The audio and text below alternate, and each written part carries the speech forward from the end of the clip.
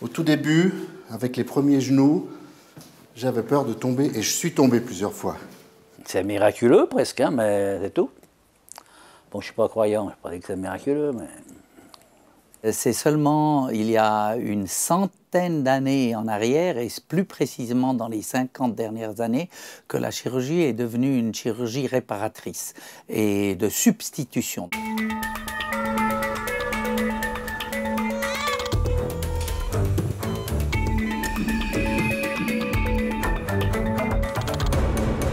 Externe ou à l'intérieur du corps, passive comme une prothèse de hanche ou active comme un pacemaker cardiaque, les prothèses sont aujourd'hui le quotidien de beaucoup d'hommes et de femmes qui ont en eux une partie de leur corps qui ne leur appartient pas. Depuis l'Égypte ancienne, les prothèses n'ont cessé d'évoluer pour arriver aujourd'hui à un niveau de performance et de technologie qui permet à de nombreux patients de bouger, marcher, voir, entendre, maîtriser certaines maladies neurologiques ou encore réguler les battements du cœur.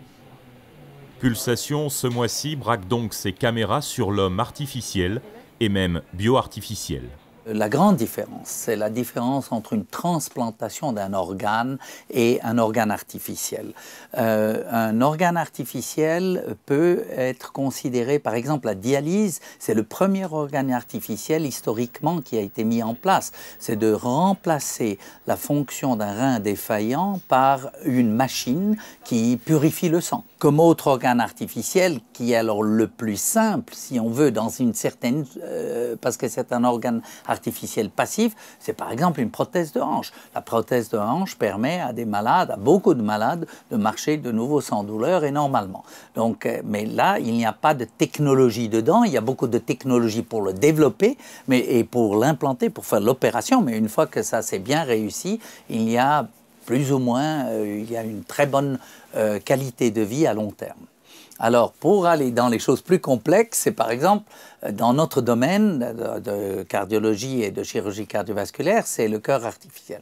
Alors là, ça devient beaucoup plus complexe parce que c'est clair, le cœur artificiel n'est rien d'autre qu'une pompe. Mais une pompe très complexe qui doit reproduire la fonction essentielle du cœur. Un cœur qui n'est pas toujours remplacé dans son intégralité, heureusement, mais souvent épaulé par la technologie pour fonctionner normalement. Pacemaker, valve, anneau, les méthodes comme les besoins sont multiples. En cas de maladie valvulaire, on peut soit remplacer, soit réparer les valves malades. Et ensuite, bien évidemment, on peut également remplacer une partie du cœur, et en particulier la partie malade du muscle cardiaque. Par exemple, en cas d'anévrisme, quand il y a une dilatation au niveau d'un des ventricules, on peut facilement exciser cette partie et remplacer soit par un tissu synthétique, soit par un tissu biologique. Les pathologies cardiovasculaires figurent avec les cancers parmi les principales causes de décès dans le monde. Le docteur Beat Valpot travaille dans le service de chirurgie cardiovasculaire des HUG. Ses recherches se concentrent sur les prothèses biodégradables pour permettre au corps de se reconstruire lui-même. Ses expériences sur des rats donnent aujourd'hui des résultats très prometteurs. Ce que nous faisons ici depuis une dizaine d'années, et aussi dans le cadre d'un Fonds national suisse de la recherche scientifique, c'est un grand projet de développement de nouvelles prothèses vasculaires, et c'est des prothèses vasculaires qui sont biodégradables. Ça veut dire, l'idée, c'est qu'à long terme, après implantation, il n'y a plus de matériaux étrangers. Le corps refait une artère, une nouvelle artère, et ce qui a beaucoup d'avantages finalement le jour où on pourra implanter ça aussi chez l'homme. Ça, c'était une angiographie d'un rat qui a reçu un implant aortique.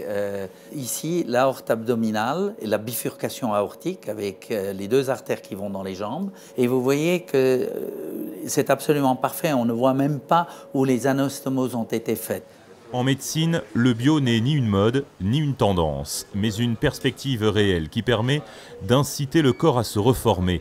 Une prothèse temporaire, mais surtout intelligente, qui garantit la fonction de manière immédiate et qui donne l'ordre aux tissus malades et défaillants de se régénérer. On est maintenant dans une période où il y a de moins en moins d'organes, raison pour laquelle il y a eu une évolution spectaculaire durant ces 10 dernières années. concernant les assistants circulatoires ainsi que les cœurs artificiels.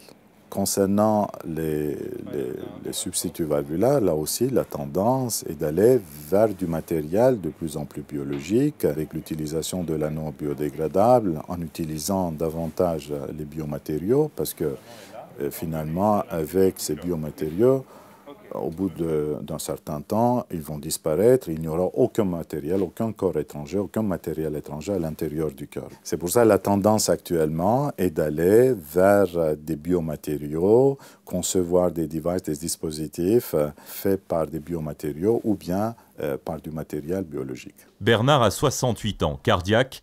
Il va d'ici quelques minutes être opéré au HUG à cœur ouvert. Il va recevoir une valve cardiaque biologique. Une intervention délicate au bloc opératoire. Son cœur sera mis à l'arrêt après la mise en place d'une CEC, une circulation extracorporelle. Depuis le début de l'année passée, je ne pouvais plus faire grand-chose. J'essouffle, je ne peux plus marcher, je ne peux plus tenir les bras en l'air, je ne peux plus rien faire. Puis ça allait de pire en pire. On va mettre une valve biologique à la place de la mienne, qui a 68 ans. J'y tenais. La valve 21. La valve 21 aortique. Désormais, Bernard va vivre avec un implant cardiaque, de quoi lui assurer une vie normale et une deuxième jeunesse. Je me sens presque très bien, 100% bien. Un petit peu, pas 100%, mais non, disons. Il faudra faire un peu plus attention qu'avant. Faire un petit peu plus de sport. J'en faisais pas du tout. J'en faisais plus du tout. Faire un peu de marche, du vélo. Fatigant, les vélos, hein. Les prothèses cardiaques ne nécessitent pas toute une chirurgie lourde. C'est le cas de ces vaisseaux artificiels implantés directement sur le patient. Donc derrière nous, on a l'équipe de chirurgie vasculaire qui est en train de réparer une aorte abdominale sous-rénale par positionnement d'une endoprothèse aortique. Et elles permettent au patient surtout d'être beaucoup plus soulagé et de lui éviter une intervention chirurgicale majeure avec une ouverture du ventre. Alors ce patient souffrait d'un anévrisme de l'aorte abdominale, c'est-à-dire une dilatation de l'aorte dans sa position sous-rénale, en fait, en dessous du départ des artères rénales. Et c'est ce qu'on voit dans l'injection qu'on a fait au tout début de la procédure, l'aorte qui descendait et cette grande poche qui se remplit de sang et de liquide de contraste qui est l'anévrisme, qui est largement dilaté par rapport au diamètre normal de son aorte. Et le principe, c'était de déployer dans cette aorte une prothèse de manière à ce que le sang passe à travers la prothèse et n'est plus dans le sac anévrismal. Ça, c'est le résultat final lorsqu'on a fait aussi une injection exactement dans la même position qu'au début de la procédure. Et on voit qu'on reconnaît l'aorte avec le départ des artères rénales. Et là où il y avait avant cette grande poche remplie de sang, la prothèse est déployée et le sang circule à l'intérieur de la prothèse et ne remplit plus le sac anévrismal, donc protège le patient contre l'augmentation de ce sac anévrismal et les risques de rupture qui sont la plupart du temps mortels. Les prothèses implantées en chirurgie cardiovasculaire sont d'origine multiple, artificielle. Elles peuvent aussi être naturelles, venant du patient lui-même, mais aussi d'ailleurs.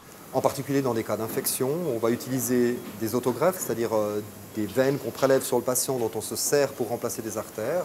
Et parfois, dans d'autres circonstances, quand on n'arrive pas à obtenir du matériel autologue, donc qui vient du patient, on utilise du matériel biologique d'origine animale, par exemple, ou certains matériaux biologiques qui sont prélevés sur cadavre dans le cadre des prélèvements d'organes multiples. Souvenez-vous, Steve Austin, héros d'une série américaine des années 70 et 80, cet homme avait reçu des prothèses bioniques lui conférant des capacités de vue et de déplacement hors normes. Une fiction plutôt éloignée de la réalité et des prothèses d'aujourd'hui. Alors aujourd'hui, on peut remplacer pratiquement toutes les articulations. Du membre supérieur, l'épaule, le coude, la main, poignet, doigt. On peut remplacer aussi les hanches, les genoux, les chevilles, voire même les articulations des orteils. L'articulation qui est la plus remplacée, c'est certainement la hanche. La hanche parce que c'est une articulation centrale sur laquelle tout le poids du corps repose et qu'il est pratiquement impossible de mettre au repos. Les premières prothèses de hanche étaient en buis, ensuite il y a eu l'ivoire, après il y a eu la bakélite. Et pour finir, on est arrivé aujourd'hui à des alliages super résistants qui au fond ne cassent plus. Des alliages qui contiennent du cobalt, du chrome, divers métaux, du nickel, etc. Il y a aussi des alliages de titane. L'autre grand progrès qui a été fait, c'est les surfaces de glissement. il fallait bien que quand on a une articulation, c'est au fond ces deux pièces osseuses, une qui glisse sur une autre, et donc il fallait veiller à l'usure. La prothèse orthopédique externe sait aussi être plus complexe et plus technologique. Articulée comme ici au niveau du genou, elle redonne le sourire à des patients amputés et handicapés à vie. Aujourd'hui, Olivier, 41 ans, vit presque comme s'il avait ses deux jambes. Alors j'ai une prothèse depuis l'âge de 28 ans. J'ai été amputé suite à un cancer des os. Pour pratiquement dans ces 20 dernières années, j'ai marché avec une prothèse mécanique, 2 types différents. Et depuis quelques mois, j'ai un genou prothétique électronique qui me permet de faire énormément de choses que je ne pouvais pas faire avant. Mon genou mécanique, c'est-à-dire me permettait de marcher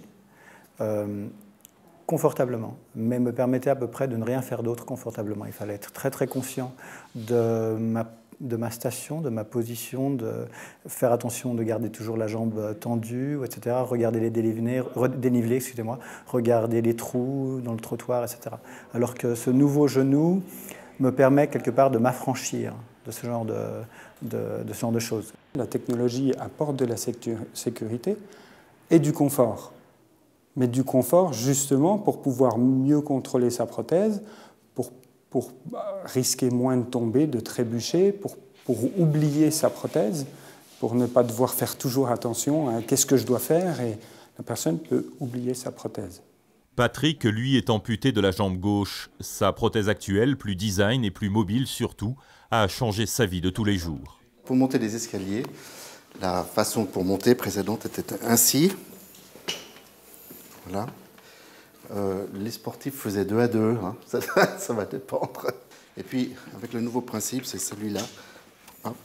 Dans le quotidien, j'habite au 3e étage, sans ascenseur. Vous imaginez quel positif ça amène de pouvoir monter comme ça.